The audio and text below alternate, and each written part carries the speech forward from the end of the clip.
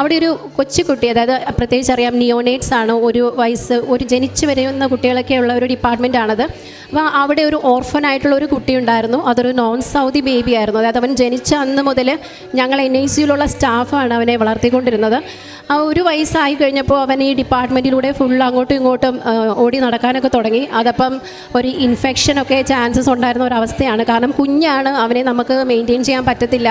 അവന് വാക്കർ വഴി ഓടി നടക്കുമ്പോൾ അവനെ നമുക്ക് പിടിച്ചു വെക്കുന്നതിനൊക്കെ ഒരു പരിധിയുണ്ട്. പിന്നെ ഡ്യൂട്ടിയുടെ ചിലപ്പം ഭയങ്കര തിരക്കൊക്കെ വരുമ്പോൾ ഞങ്ങൾക്ക് പലപ്പോഴും അവനെ ശ്രദ്ധിക്കാനായിട്ട് പറ്റിയെന്ന് വരില്ല. പലപ്പോഴും വിശന്നിട്ടൊക്കെ അവൻ കരയുമ്പോൾ സങ്കടം തോന്നിയിട്ടുണ്ട്. എൻ്റെ മാതാവേ, ഇവന് ഒരച്ഛനും അമ്മയും ഉണ്ടെങ്കിൽ ഒരിക്കലും ഇവന് ആ ഒരു വിഷമം ഉണ്ടാകത്തില്ലല്ലോ, അവന് ആരെയും ഒന്ന് ഏറ്റെടുത്തിരുന്നെങ്കിലെന്ന് ഞങ്ങൾ എപ്പോഴും പ്രാർത്ഥിക്കുമായിരുന്നു. പക്ഷേ ഞാനത് ഉടമ്പടിയിൽ വെച്ച് പ്രാർത്ഥിച്ചു. അത്ഭുതം എന്ന് പറയട്ടെ, ഞാൻ വരുന്നതിന് മുന്നേ മാതാവേ എനിക്കതിനൊരു അതിൻ്റെ ഒരു എനിക്ക് മനസ്സിലാക്കി തരണം, അവനെ ആരെങ്കിലും ഏറ്റെടുക്കുന്നുണ്ടെന്നുള്ളത് എനിക്ക് മനസ്സിലാക്കി തരണം. അതൊരു സൗദി ബേബി ആയിരുന്നെങ്കിൽ ഉറപ്പായിട്ടും അതിനെ ഏറ്റെടുത്തേനെ. കാരണം അവർ അവിടെ റെസിഡൻ്റ് ആയതുകൊണ്ട് അവരെ ഉടൻ തന്നെ ആൾക്കാർ ഏറ്റെടുക്കും. പക്ഷേ ഇതൊരു നോൺ സൗദി കുട്ടി ആയതുകൊണ്ട് ആരും ഏറ്റെടുക്കാനില്ല. പക്ഷേ ഞാൻ വരുന്നതിന് 2 ദിവസം മുന്നേ ഞാനൊരു പാർട്ടി നടത്തി. ഞാൻ ഹോസ്റ്റലിലുള്ള എല്ലാ കുട്ടികൾക്കും വേണ്ടി പാർട്ടി നടത്തിയപ്പോൾ അവർ പറയുകയുണ്ടായി അവനെ ഏറ്റെടുക്കാനായിട്ട് ആൾ വന്നു. അതുമാത്രമല്ല, അവൻ്റെ പാസ്പോർട്ട് ഫുള്ള് കാര്യങ്ങളൊക്കെ റെഡിയായി. ഞാനിവിടെ വന്ന് 10ാം പൊക്കം അവൻ്റെ പുതിയ അച്ഛനും അമ്മയോടും ഒത്തുള്ള ഫോട്ടോ ഞങ്ങളുടെ ഗ്രൂപ്പിൽ സെൻഡ് ചെയ്യുകയുണ്ടായി. വളരെ ഹാപ്പി ആയിട്ട്, ഒരു വർഷമായിട്ട് നടക്കാത്ത ഒരു കാര്യം ഞാൻ ഓൺലൈൻ ഉടമ്പടിയിൽ എനിക്ക് വേണ്ടി പോലുമില്ല, ആ കുഞ്ഞിൻ്റെ അവസ്ഥ കണ്ടിട്ട് ഞാൻ വെച്ചതാണ്.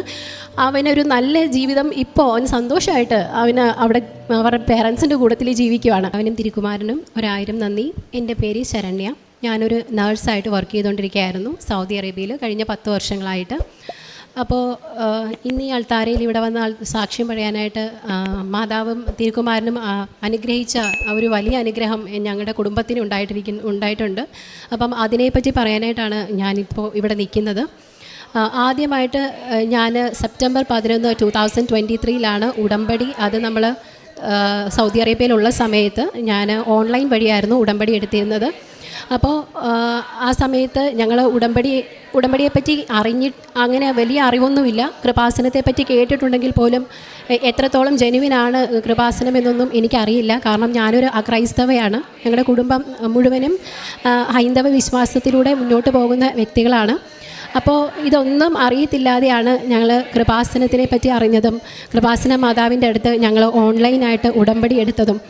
അതിൽ വെച്ച് തന്നെ വെച്ചിരുന്ന കാര്യമെന്ന് വെച്ചാൽ, എൻ്റെ 10 വർഷം കഴിഞ്ഞിട്ട് ഞാൻ അവിടുന്ന് തിരിച്ചു വരുമ്പോൾ നമ്മൾക്ക് കിട്ടാനായിട്ടുള്ള PF മറ്റ് എമൗണ്ട് പൈസയൊക്കെ കിട്ടാനുണ്ട്. അപ്പോൾ അതൊക്കെ കറക്റ്റ് സമയത്തിന് അത് ഞാൻ പോകുന്നതിന് മുന്നേ ആയിട്ട് തന്നെ കിട്ടണമേ മാതാവേ എന്ന് ഞാൻ പ്രാർത്ഥിച്ചിരുന്നു. കാരണം സൗദി അറേബ്യയിലൊക്കെ വർക്ക് ചെയ്തവർക്കറിയാം, ഒരിക്കലും അത് സമയത്തിന് കിട്ടാറില്ല. ചിലപ്പോൾ 1 ഇയർ അല്ലെങ്കിൽ 2 ഇയർ ചിലപ്പോൾ ഇതുവരെ കിട്ടാത്ത ആൾക്കാർ വരെയുണ്ട്. അപ്പം അങ്ങനെ വെച്ചതിനെ തുടർന്ന് 1.5 മാസത്തിനകം, അതായത് എൻ്റെ എക്സിറ്റ് ആയത് സെപ്റ്റംബർ 15 ഒക്ടോബർ 23 എൻ്റെ ഫുൾ എമൗണ്ടും എനിക്ക് കിട്ടി. എൻ്റെ മാതാവിനെ അനുഗ്രഹിച്ചു. പിന്നെ രണ്ടാമത് വെച്ചിരുന്നതെന്ന് വെച്ചാൽ, എനിക്ക് ജപമാല റാലിയിൽ കുടുംബത്തോടെ പങ്കെടുക്കാൻ പറ്റണമെന്നുള്ളതായിരുന്നു. അതും ഒരു വലിയ അനുഗ്രഹമായിരുന്നു. ഒക്ടോബർ 23 ഫ്ലൈറ്റ് ആയിരുന്നു എനിക്ക്. ഒക്ടോബർ 28 ഇവിടുത്തെ ജപമാല റാലിയിൽ കുടുംബത്തോടെ പങ്കെടുക്കാൻ പറ്റി. അതെൻ്റെ രണ്ടാമത്തെ സാക്ഷ്യം. പിന്നെ അതിനുശേഷം ഞാൻ നേരിട്ട് വന്ന് ഇവിടെ ഉടമ്പടി എടുക്കുകയുണ്ടായി. അപ്പോൾ ഓൺലൈൻ ഉടമ്പടിയിൽ വെച്ചിട്ടുള്ള മറ്റൊരു കാര്യം എന്ന് പറയുന്നത്, ഞാൻ NICUവിൽ ഒരു സ്റ്റാഫായിട്ടായിരുന്നു വർക്ക് ചെയ്തുകൊണ്ടിരുന്നത്. അവിടെ ഒരു കൊച്ചുകുട്ടി, അതായത് പ്രത്യേകിച്ച് അറിയാം നിയോനേറ്റ്സ് ആണ്, ഒരു വയസ്സ്, ഒരു ജനിച്ചു വരുന്ന കുട്ടികളൊക്കെ ഉള്ള ഒരു ഡിപ്പാർട്ട്മെൻറ്റാണത്. അപ്പോൾ അവിടെ ഒരു ഓർഫനായിട്ടുള്ള ഒരു കുട്ടി ഉണ്ടായിരുന്നു. അതൊരു നോൺ സൗദി ബേബി ആയിരുന്നു. അതായത് അവൻ ജനിച്ച അന്ന് മുതൽ ഞങ്ങൾ NICUയിലുള്ള സ്റ്റാഫാണ് അവനെ വളർത്തിക്കൊണ്ടിരുന്നത്. ആ ഒരു വയസ്സായി കഴിഞ്ഞപ്പോൾ അവൻ ഈ ഡിപ്പാർട്ട്മെൻറ്റിലൂടെ ഫുൾ അങ്ങോട്ടും ഇങ്ങോട്ടും ഓടി നടക്കാനൊക്കെ തുടങ്ങി. അതപ്പം ഒരു ഇൻഫെക്ഷനൊക്കെ ചാൻസസ് ഉണ്ടായിരുന്ന ഒരവസ്ഥയാണ്. കാരണം കുഞ്ഞാണ്, അവനെ നമുക്ക് മെയിൻറ്റെയിൻ ചെയ്യാൻ പറ്റത്തില്ല.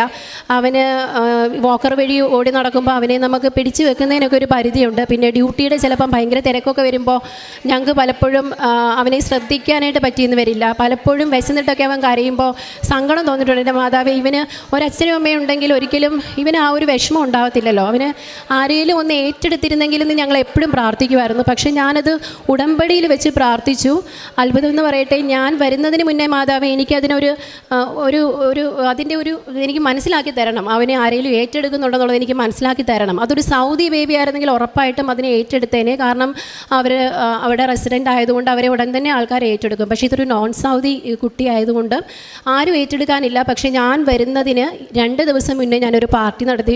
ഞാൻ ഹോസ്റ്റലിലുള്ള എല്ലാ കുട്ടികൾക്കും വേണ്ടി പാർട്ടി നടത്തിയപ്പോൾ അവർ പറയുകയുണ്ടായി അവനെ ഏറ്റെടുക്കാനായിട്ട് ആൾ വന്നു.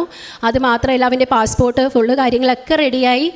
ഞാനിവിടെ വന്ന് 10ാം പൊക്കം അവൻ്റെ പുതിയ അച്ഛനും അമ്മയോടും ഒത്തുള്ള ഫോട്ടോ ഞങ്ങളുടെ ഗ്രൂപ്പിൽ സെൻഡ് ചെയ്യുകയുണ്ടായി. വളരെ ഹാപ്പി ആയിട്ട് 1 വർഷമായിട്ട് നടക്കാത്ത ഒരു കാര്യം ഞാൻ ഓൺലൈൻ ഉടമ്പടിയിൽ എനിക്ക് വേണ്ടി പോലുമില്ല, ആ കുഞ്ഞിൻ്റെ അവസ്ഥ കണ്ടിട്ട് ഞാൻ വെച്ചതാണ്.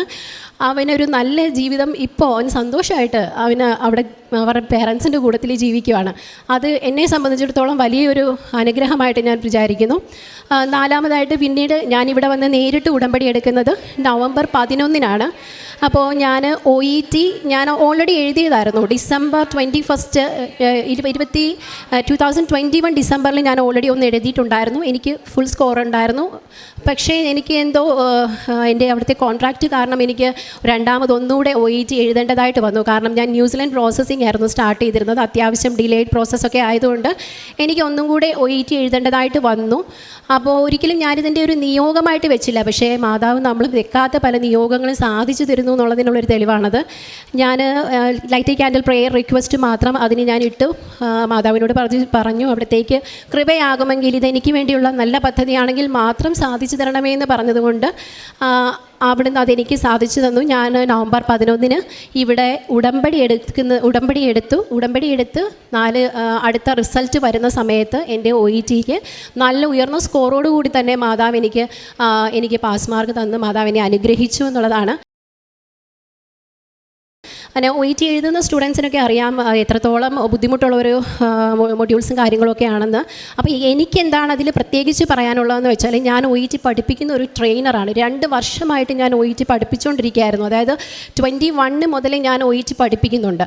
അപ്പോൾ എനിക്ക് കുറേ സ്റ്റുഡൻസ്, ഞാൻ എല്ലാ ദിവസവും ഒരുപാട് ലെറ്റേഴ്സ് കറക്റ്റ് ചെയ്തു, എല്ലാ കാര്യങ്ങളൊക്കെ ചെയ്ത് എനിക്ക് എൻ്റെ മെറിറ്റിലാണെങ്കിൽ ഇതൊക്കെ നടക്കും എന്നുള്ളൊരു ചിന്ത ഉണ്ടായിരുന്ന വ്യക്തിയാണ്. പക്ഷേ ഞാൻ പ്രാർത്ഥനയിലായപ്പം മാതാവിനോട് ഞാൻ പറഞ്ഞു, ഞാനിപ്പം പാസ്സായി കഴിഞ്ഞാലും എല്ലാവരും പറയും ചേച്ചി OET പഠിപ്പിക്കുന്നതല്ലേ, അപ്പോൾ അതുകൊണ്ട് ചേച്ചിക്ക് അതിനുള്ള കഴിവുണ്ടെന്ന് എല്ലാവരും പറയും. പക്ഷെ നീ എനിക്കത് തെളിയിച്ചു തരണം, ഇത് എൻ്റെ കഴിവിൻ്റെ അല്ല എന്നുള്ളത് തെളിയിച്ചു തരണം എന്ന് പറഞ്ഞതിൻ്റെ പ്രകാരം എനിക്ക് എക്സാമിന് റീഡിങ് എനിക്ക് ഭയങ്കര പാടെന്ന് വെച്ചാൽ, ഞാൻ റീഡിങ്ങിനും ക്ലാസ് എടുക്കുന്ന ഒരു വ്യക്തിയാണ്. പക്ഷേ എനിക്ക് ഭയങ്കര പാടായിരുന്നു. ഞാൻ അന്നിരുന്ന് ദൈവമേ ഞാനിത് എങ്ങനെ എഴുതും. പക്ഷേ ഞാൻ എല്ലാ ക്വസ്റ്റ്യനും വിശ്വാസ പ്രമാണം ചൊല്ലി തന്നെ മാതാവിനെയും തിരുക്കുമാരനെയും മനസ്സിൽ ധ്യാനിച്ചുകൊണ്ട് തന്നെയാണ് ഞാൻ എൻ്റെ എക്സാം എഴുതിയത്.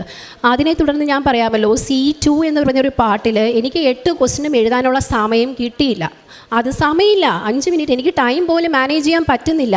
പക്ഷേ ഞാൻ ചുമ്മാ കണ്ണടച്ച് എല്ലാം ഓരോന്ന് ABCD അങ്ങനെ പല ഓപ്ഷൻസ് ബ്ലാക്ക് മീൻസ് അങ്ങനെ ചെയ്തു വെച്ചു. പക്ഷേ എൻ്റെ റിസൾട്ട് വന്നപ്പോൾ ഞാൻ എൻ്റെ എക്സാമിന് പാസ്സായി. അത് ഉറപ്പായിട്ടും എൻ്റെ മാതാവിൻ്റെ ഒരു വലിയ കഴിവ് തന്നെയാണ്. കാരണം ഞാൻ റീഡിങ്ങിൽ എനിക്ക് B കിട്ടിയിട്ടുണ്ടെങ്കിൽ അതെൻ്റെ കഴിവല്ല. പിന്നെ മറ്റൊരു കാര്യം, എനിക്ക് റൈറ്റിങ്ങിന് സുഖമായിട്ട് B എനിക്ക് വേണമെങ്കിൽ വാങ്ങിച്ചെടുക്കാം. കാരണം ഞാൻ 2 വർഷമായിട്ട് പഠിപ്പിക്കുന്ന ഒരു വ്യക്തിയാണ്. അപ്പോൾ എനിക്ക് വേണമെന്നുണ്ടെങ്കിൽ റൈറ്റിങ്ങിന് നല്ല സ്കോറ് സുഖമായിട്ട് ഞാൻ എപ്പോഴും പ്രാർത്ഥിക്കുമ്പോഴാണ് നീ എനിക്ക് തെളിയിച്ചു തരണം, ഇതെൻ്റെ കഴിവല്ല എന്ന് ഞാനൊന്ന് പറഞ്ഞിട്ടുണ്ടായിരുന്നു മാതാവിൻ്റെ അടുത്ത്. അതുകൊണ്ട് എനിക്ക് മാതാവ് C+ ആണ് റൈറ്റിങ്ങിന് തന്നത്. പക്ഷേ അത് ന്യൂസിലൻഡ് സ്കോറെ സംബന്ധിച്ചിടത്തോളം C+ കുഴപ്പമില്ല. അത് മാത്രമല്ല ഞാൻ ഇനി എഴുതിയാലും എനിക്ക് കിട്ടുമെന്ന് ഉറപ്പുള്ള മൊഡ്യൂളെ എനിക്ക് പ്രശ്നമില്ലാത്ത രീതിയിൽ നന്നാക്കി തരണമെന്നായിരുന്നു മാതാവിനോട് ഞാൻ പറഞ്ഞത്. അത് അതുപോലെ തന്നെ എനിക്ക് തെളിയിച്ചു തന്നു മാതാവ്. അതായത് നിൻ്റെ കഴിവല്ല, അത് എൻ്റെ ഗ്രേസ് കൊണ്ടാണ് നീ ഇത് നേടിയെന്നുള്ളത് എനിക്കത് മനസ്സിലാക്കി. അതെനിക്കൊരു വലിയ അനുഗ്രഹമായിരുന്നു. പിന്നെ എൻ്റെ അടുത്ത് പഠിക്കുന്ന കുറേ കുട്ടികളുണ്ടായിരുന്നു. അവരോടൊക്കെ ഞാൻ മാതാവിൻ്റെ അനുഗ്രഹത്തെപ്പറ്റി പറയുകയും അവർ ഉടമ്പടി എടുത്ത് പ്രാർത്ഥിച്ചതിൻ്റെ ഫലമായി 3 സ്റ്റുഡൻസിൻ്റെ എക്സാമിന് അവർ ഫുൾ ബിയോടുകൂടി തന്നെ പാസ്സായിട്ട് അവരിപ്പോൾ പ്രോസസ്സിങ്ങും കാര്യങ്ങളൊക്കെ സ്റ്റാർട്ട് ചെയ്തിട്ടുണ്ട്. അതും വലിയൊരു അനുഗ്രഹമായിട്ട് ഞാൻ പറയുകയാണ്. മറ്റൊരു വലിയ സാക്ഷിയെന്ന് പറഞ്ഞാൽ എൻ്റെ ഹസ്ബൻഡിന് പണ്ട് മുതലേ ഒരു മദ്യപാന കുറച്ച് ബുദ്ധിമുട്ടുകളും കാര്യങ്ങളൊക്കെ ഉണ്ടായിരുന്നു. അതിൻ്റേതായിട്ടുള്ള ഞങ്ങളുടെ കുടുംബത്തിൽ വളരെ സങ്കടകരമായ അവസരങ്ങളൊക്കെ ഉണ്ടായിട്ടുണ്ട്. പക്ഷേ അതിലും ഞങ്ങളെല്ലാവരും, എൻ്റെ മദർ ഇൻ ലോ ആയിക്കോട്ടെ, എൻ്റെ സിസ്റ്റർ ഇൻ ലോ ആയിക്കോട്ടെ, ഞങ്ങളെല്ലാവരും ഒരുമിച്ച് പ്രാർത്ഥിച്ചതിൻ്റെ ഫലമായി വിത്തിൻ ഡേയ്സ്, ലൈക്ക് ഒരു 5 മുതൽ 6 ദിവസമേ എടുത്തുള്ളൂ, ആളിപ്പം 5 മാസമായി മദ്യപാനത്തിൽ നിന്നും പൂർണ്ണമായിട്ടും മാറി നിൽക്കുന്നു. മാത്രമല്ല രണ്ടാമത്തെ ഉടമ്പടി പുതുക്കി ഉടമ്പടി ജീവിതത്തിലാണെന്ന് പറയുകയാണ് ഞാനിപ്പോൾ. ഇതൊക്കെ സംഭവിക്കുന്നത് ഞങ്ങളുടെ വീട്ടിൽ പ്രാർത്ഥനയൊന്നും അധികം അങ്ങനെ ഉണ്ടായിട്ടില്ല. എന്നാലും ഇപ്പോൾ ഞങ്ങൾ ഉടമ്പടിയിലായതിന് ശേഷം എല്ലാ ദിവസവും രാവിലെയും രാത്രിയിലും പ്രത്യക്ഷീകരണ പ്രാർത്ഥനയും അതുപോലെ തന്നെ കുടുംബ പ്രാർത്ഥനകളും പറ്റുന്ന സമയങ്ങളിലൊക്കെ ഞങ്ങൾ കുർബാന കൂടാനായിട്ട് പള്ളിയിൽ പോവും. കുർബാന സ്വീകരിക്കുന്ന കാണുമ്പോൾ വിഷമം തോന്നും, കാരണം ഞങ്ങൾക്ക് സ്വീകരിക്കാൻ പറ്റത്തില്ല. എന്നിരുന്നാലും പ്രാർത്ഥിക്കും, നിൻ്റെ നിത്യതയിൽ ഞങ്ങളെയും ഓർക്കണേ, ഞങ്ങളെയും ചേർക്കണേ, ഞങ്ങൾക്ക് കുർബാന സ്വീകരിക്കാൻ പറ്റിയില്ലെങ്കിൽ പോലും അതിന് അനുഗ്രഹം തരണമേ എന്ന് എപ്പോഴും പ്രാർത്ഥിക്കാറുണ്ട്. പിന്നെ ഈ പറഞ്ഞതുപോലെ എൻ്റെ ക്യാപ്പിൻ്റെ അഡ്മിഷൻ ഞാൻ ഏകദേശം ഡിസംബർ ലാസ്റ്റ് 21 എൻ്റെ കാര്യങ്ങളെല്ലാം ശരിയായതായിരുന്നു. DL കിട്ടിയിട്ട് എങ്ങും അഡ്മിഷൻ ആയിട്ടുണ്ടായിരുന്നില്ല. അവസാനം എനിക്ക് നാട്ടിൽ വന്നപ്പോഴത്തേന് ഞാൻ ഉടമ്പടി എടുത്തത് നവംബർ 11 ആദ്യമായിട്ട് നേരിട്ട് വന്ന് ഉടമ്പടി എടുത്തത് നവംബർ 11 അടുത്ത പുതുക്കുന്നതിന് തൊട്ട് മുന്നേ, അതായത് ഫെബ്രുവരി 11 മുന്നേ എനിക്ക് എൻ്റെ ഏജൻസിയിൽ നിന്ന് പറയാണ്, നിനക്ക് ഒരു അഡ്മിഷൻ വന്നിട്ടുണ്ട്. അത് ജൂലൈ, ആദ്യം പറഞ്ഞത് എൻ്റെ അടുത്ത് ജൂലൈ 11 അഡ്മിഷൻ. അപ്പോൾ ജൂലൈ 11 ഓർക്കണം. ഇപ്പം ന്യൂസിലാൻഡിനെ സംബന്ധിച്ചുള്ളത് ഭയങ്കര ക്രൈസിസാണ്. നമ്മൾ 3 months ക്യാബ് കോഴ്സ് ചെയ്യണം. അതിനുശേഷം നമുക്ക് ജോലി കണ്ടുപിടിക്കാനായിട്ടുള്ള ബുദ്ധിമുട്ടുകളും കാര്യങ്ങളും ഒക്കെ ഉണ്ട്. അപ്പോൾ ഞാൻ എൻ്റെ ആവശ്യത്തിന് വേണ്ടി ഒരിക്കലും നിർബന്ധം പിടിച്ചില്ല. മാതാവിനോട് ഇത്രേ പറഞ്ഞുള്ളൂ, മാതാവേ നിനക്ക് മനസ്സുണ്ടെങ്കിൽ അതിൻ്റെ നന്മയ്ക്ക് വേണ്ടിയുള്ള പ്രവൃത്തിയാണെന്നുണ്ടെങ്കിൽ നിൻ്റെ ഇഷ്ടം പോലെ ചെയ്തോ, എനിക്ക് ഒന്നും പ്രാർത്ഥനയില്ല, നിൻ്റെ ഇഷ്ടം പോലെ നീ ചെയ്തോളാൻ പറഞ്ഞു. എന്നിട്ട് രാവിലെ 3 മണിക്ക് എഴുന്നേറ്റിട്ട് മാർക്കോസിൻ്റെ 1-2 സുവിശേഷം, ഞാൻ നിനക്ക് മുന്നേ എൻ്റെ ദൂതന്മാരെ അയച്ച് നിൻ്റെ വഴികൾ ക്ലിയർ ആക്കും എന്നുള്ള ആ ഒരു വചനം ഞാൻ എല്ലാ ദിവസവും എടുത്ത് പ്രാർത്ഥിച്ച് എല്ലാ ദിവസവും 3 മണിക്ക് എഴുന്നേറ്റ് പ്രാർത്ഥിക്കാൻ തുടങ്ങി. അത് പ്രാർത്ഥിച്ച് 3-ാമത്തെ പൊക്കം എനിക്ക് വന്നിരിക്കുന്ന അവരെന്നെ വിളിച്ചിട്ട് പറയുകയാണ്, മാർച്ച് 11, അതായത് നാളത്തെ ഈ വരുന്ന തിങ്കളാഴ്ച ഒരു യുകോൾ എന്ന് പറഞ്ഞൊരു കോളേജിൽ ഒരു സീറ്റ് വേക്കൻ്റ് ആണ്, എത്രയും പെട്ടെന്ന് പ്രോസസ്സിങ് ചെയ്ത് കഴിഞ്ഞാൽ കൊണ്ടുപോകാം, മീൻസ് അപ്പോഴത്തേക്കിന് നിനക്ക് ശരിയാക്കാൻ പറ്റും എന്ന് പറഞ്ഞു. നിനക്ക് അപ്പോഴത്തേക്കിന് അഡ്മിഷൻ ആവുമെന്ന് പറഞ്ഞു. ഞാൻ പെട്ടെന്ന് തന്നെ PCC, അറിയാലോ നമ്മുടെ PCC ഒക്കെ കിട്ടാൻ കുറച്ച് ലേറ്റാണ്, എന്നാൽ പോലും ഇതെല്ലാം വളരെ പെട്ടെന്ന് നടന്നു എന്നുള്ളതാണ്. വിത്തിൻ 1 day എനിക്ക് PCC കിട്ടി. ബാക്കി എല്ലാ കാര്യങ്ങളും ശരിയായി. നാളെ വൈകുന്നേരം 10 മണിക്ക് എനിക്ക് ഫ്ലൈറ്റാണ്, ഞാൻ ന്യൂസിലൻഡിലേക്ക് പോകുവാണ്. അപ്പം ഇത് എൻ്റെ ഇഷ്ടമല്ല, കാരണം ഞാൻ ഉദ്ദേശിച്ച കോളേജിലല്ല മാതാവ് എനിക്ക് അഡ്മിഷൻ തന്നത്, ഞാൻ ഉദ്ദേശിക്കാത്ത ഒരു കോളേജിലാണ്. അപ്പം ഇത് മാതാവിൻ്റെ ഇഷ്ടമാണ്. ഞാൻ ആഗ്രഹിച്ചത് വളരെ ഷോർട്ട് ഡ്യൂറേഷനിൽ കോഴ്സ് കംപ്ലീറ്റ് ആവുന്ന ഏതെങ്കിലും കോളേജാണ്. പക്ഷേ മാതാവ് എനിക്ക് 3 മാസം കൊണ്ട് കംപ്ലീറ്റ് ആവുന്ന കോളേജാണ് തന്നത്. അപ്പോൾ ഞാൻ ഹാപ്പിയാണ്, കാരണം ഈവൻ അവിടുത്തെ സിറ്റുവേഷൻ ഭയങ്കര ബാഡാണെങ്കിൽ പോലും എൻ്റെ മാതാവ്, എൻ്റെ യേശുവോ മുന്നേ എൻ്റെ ദൂതന്മാരെ അയച്ച് എനിക്ക് വേണ്ടിയുള്ള വഴി അവിടെ തുറന്നു വെച്ചിട്ടുണ്ട്. എൻ്റെ ജോലി അവിടെ എടുത്തു വെച്ചിട്ടുണ്ട്. ഞാൻ അവിടെ ചെന്നാൽ മാത്രം മതി. അന്ന് ഞാൻ ഉറച്ചു വിശ്വസിക്കുന്നു. അപ്പം ഇത്രയൊക്കെയാണ് എനിക്കും എൻ്റെ കുടുംബത്തിനും മാതാവിൻ്റെ തിരുക്കുമാരൻ്റെ അനുഗ്രഹങ്ങൾ വഴി ഉണ്ടായിട്ടുള്ളത്. പിന്നെ പ്രേക്ഷിത പ്രവർത്തനം എന്ന് പറഞ്ഞു കഴിഞ്ഞാൽ പണ്ട് മുതലേ മാതാവിനോട് എനിക്കും ഈശോയോടും ഉള്ള പ്രാർത്ഥന ഇന്നും ഉണ്ടായിരുന്നു. എൻ്റെ കയ്യിൽ ഇന്നും ജപമാല ഉണ്ടായിരുന്നു. ഞാൻ പഠിക്കുന്ന അന്ന് പോലെ ഒരു ഫ്രണ്ട് ഗിഫ്റ്റ് ചെയ്ത ജപമാലയാണ്. അതെനിക്ക് എപ്പോൾ യാത്ര ചെയ്താലും എൻ്റെ കൂടെ ഒരു ശക്തിയായിട്ട് ഞാൻ കൊണ്ടു നടക്കും. പക്ഷേ എനിക്ക് ചൊല്ലാൻ അറിയില്ല. എന്നിരുന്നാലും ഞാൻ ഈ ഉടമ്പടി എടുത്തതിന് ശേഷം എല്ലാ ദിവസവും ജപമാല ചൊല്ലി, വിശ്വാസ പ്രമാണം ചൊല്ലി, ബൈബിൾ അരമണിക്കൂർ വായിച്ച്, അങ്ങനെയൊക്കെയാണ് എൻ്റെ ജീവിതം മുന്നോട്ട്. നേരത്തെ പ്രാർത്ഥനയില്ല, ഇടയ്ക്കെങ്ങാനും ഒന്ന് പ്രാർത്ഥിച്ചാലായി, അത്രയേ ഉള്ളൂ. ഇന്നിപ്പം എല്ലാ ദിവസങ്ങളും പ്രാർത്ഥിക്കാനായിട്ടുള്ളൊരു മനസ്സും, അതുകൊണ്ട് പിശാചിൻ്റെ ഉപദ്രവങ്ങളിൽ നിന്നും ഞങ്ങളുടെ കുടുംബത്തിനെയും മാതാവ് കാത്ത് രക്ഷിക്കുന്നുണ്ട്. അതെവിടെ പറയാനും, ഇപ്പോൾ ഇവിടെ വന്ന് പറയണം, കാരണം ഞാൻ നാളെ പോകുവാണ്. അതുകൊണ്ടാണ് ഞാൻ ഇന്നത്തെ ദിവസം ഓടി വന്ന് ഈ സാക്ഷ്യം പറയണമെന്നുള്ളത് എൻ്റെ മനസ്സിന് തോന്നിയത്. പിന്നെ പറയാനാണെന്നുണ്ടെങ്കിൽ പ്രേക്ഷിത പ്രവർത്തനത്തെ പറ്റി പറയുമ്പോൾ ഞങ്ങളുടെ ഗവൺമെൻറ് ഹോസ്പിറ്റൽസിൽ മിക്ക ദിവസങ്ങളിലും എല്ലാ ആഴ്ചയിലും ഒരിക്കൽ തന്നെ ഞങ്ങൾ പോയി. ഞങ്ങളെല്ലാവരും കുടുംബത്തിലെല്ലാവരും ഒരുമിച്ചാണെന്ന് ഓർക്കണം. എല്ലാവരും ഒരുമിച്ച് ഫുഡൊക്കെ ഉണ്ടാക്കി എല്ലാവർക്കും കൊണ്ട് ചോറ് കൊടുത്ത് അവർക്ക് സന്തോഷത്തോടെ അവരുടെ വിവരങ്ങൾ അന്വേഷിച്ച് ഉടമ്പടി തൈലം പൂശി അവരെ പ്രാർത്ഥിച്ച് അവർക്ക് താല്പര്യമുണ്ടെങ്കിൽ മാത്രം പത്രം കൊടുക്കും, ഇല്ലെങ്കിൽ കൊടുക്കാറില്ല. കാരണം എല്ലാവരുടെയും വിശ്വാസം, ചിലവർ അക്സെപ്റ്റ് ചെയ്യില്ല, നമ്മളത് അംഗീകരിക്കുന്നു. അല്ലാത്തവർക്കൊക്കെ ഫുഡ് കൊടുത്തിട്ട് ഞങ്ങൾ തിരിച്ചു വരും. അതുപോലെ തന്നെ മാനസികമായിട്ട് ബുദ്ധിമുട്ടുന്ന ആൾക്കാരെ പാർപ്പിക്കുന്ന പല സ്ഥലങ്ങളിലും പോയിട്ടുണ്ട്. ഓൾഡ് ഏജ് ഹോംസിൽ പോയിട്ടുണ്ട്. അപ്പം അവരെയൊക്കെ പോയി കണ്ട് അവരുടെ കൂടെ കുറച്ച് നേരം ചിലവഴിച്ച് അപ്പോൾ ഇതിനെപ്പറ്റി ഒന്നും നേരത്തെയും ഓരോന്ന് ചെറുതായിട്ടൊക്കെ ഞങ്ങൾ സഹായിക്കുമെങ്കിൽ പോലും മനസ്സ് തുറന്ന് കുടുംബത്തോടെ സഹായിക്കാനായിട്ട് ഞങ്ങൾക്ക് പറ്റിയത് ഉടമ്പടിയിൽ ജീവിച്ചതുകൊണ്ട് മാത്രമാണ്. കാരണം എല്ലാവരുടെയും മനസ്സ് ഒരുപോലെയായി. ആരോടും പ്രത്യേകിച്ച് ഒരു റെക്ടിഫിക്കേഷൻ്റെ ആവശ്യമില്ല, ഞാൻ ഇന്നടുത്ത് പോവുക അല്ലെങ്കിൽ അങ്ങനെയൊന്നും പറയേണ്ട ആവശ്യം വന്നിട്ടില്ല.